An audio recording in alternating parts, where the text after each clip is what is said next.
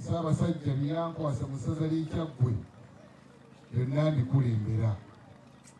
Sinza agamba nti nkulemberako kika kimu oba kika kiri. Bwe ntunuulira namungi w'abantu ali wano, wateeka okubaawo ensonga.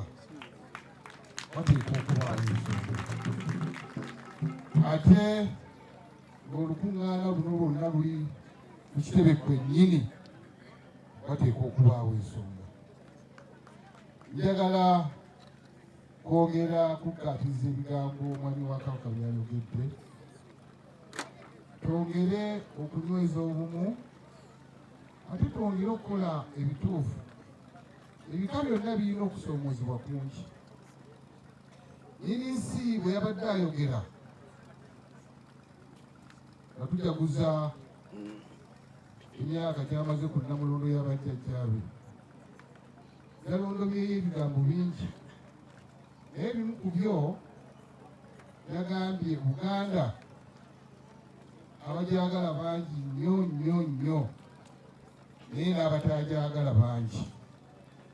Bwe tubeera mu sitwago ey'ebika byaffe ng'ate empagi enkulu nnyo okuyimiriza ab'Obwakabaka, tuteekeddwa kubongoota. Tetwagala kuwulirayo beekangabiriza. Ennaku zino mpulira ab'envubu abeekangabiriza nti bagenda okulonda Kayita. Tajja kulinnya wano mu Bulange oyo gwe banaaleeta. Tajja kulinnya Kigereekye mu lukiiko lw'abataka.